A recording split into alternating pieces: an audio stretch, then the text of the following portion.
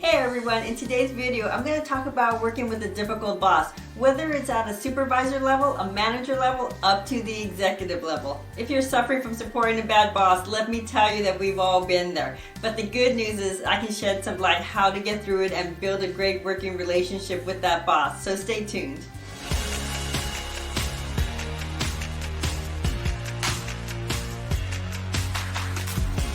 Hey guys, this is Cherie from The Exceptional Assistant, and my channel is all about the day-to-day responsibilities and scenarios of the professional assistant. So whether you're an executive assistant today, looking for new tips and tricks, or you're new to the administrative role, this channel will be a great source of information for you. I've worked for executive level leaders within the largest corporations in America, from the gaming industry, the banking industry, and the movie entertainment industry. I've had some of the greatest executive mentors throughout the years, and this is my platform to share what I know. Now let's get to the video.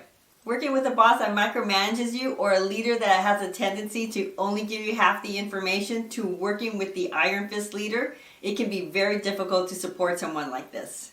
So let's look at why they may behave like this, and let's turn the situation from working with a difficult boss to a strong partnership with your boss. Let's start with the micromanager. These managers are consistently correcting you or consistently checking your work, and you wonder why they behave like this. And what I found over the years is, one, sometimes they behave like this because there has been something in the past that has negatively impacted them from the work they've delegated to their admins, and maybe even more than once. So they are more on the cautious side of what is being produced for them and if it's being produced correctly. So I say to you, review your work more than once before you hand it to your leader. Make sure that you capture the directive and that you've looked over your work with fresh eyes to find any mistakes that you could have missed when you were tired or moving too quickly. If you do this and you continue to provide work that's on point, this micromanager will begin to trust you more, and the days of micromanaging will come to an end.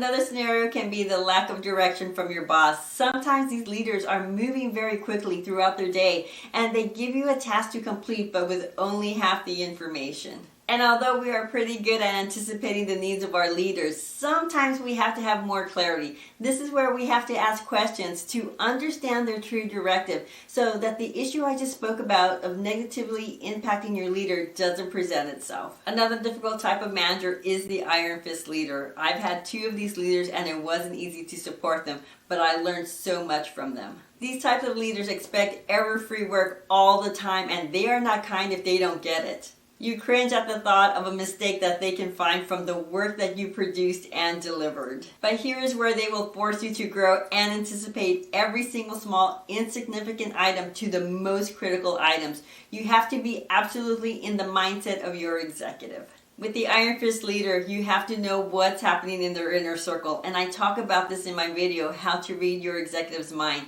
I'm going to link it below for you. So here's what I'll tell you about this leader from my own experiences. If they sent me a large spreadsheet to work on their behalf, you better believe I looked at it many times carefully and slowly to make sure it was error-free. If I was organizing an executive meeting and my executive only gave me half the information and I knew that there was more, I would provide an insight to what I believe was still remaining and ask if I had captured the information correctly. This opens the door for your executive to provide any additional information that they forgot to tell you.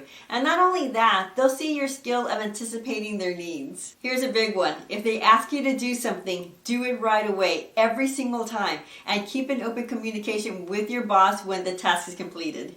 This way, they'll understand your ability to handle situations quickly. These leaders keep you on your toes. They force you to be better, whether you like it or not, and these iron leaders absolutely grow your talent. Let's now move to understanding your leader's expectations and your responsibilities. The only way to understand if you're doing the work to your executive's expectation is to have an ongoing one-on-one with them. This is your space with them to talk through what's working and what's not. They'll give you feedback of what they want and how they want it, and they will hold you accountable for it. This leads you down the path of understanding how to do your work that aligns with your leader's expectations. And once you get this down, that challenging supervisor, manager, and executive will loosen their grip on you. If you like this video, give me a thumbs up, subscribe to my channel. It doesn't cost you anything to subscribe.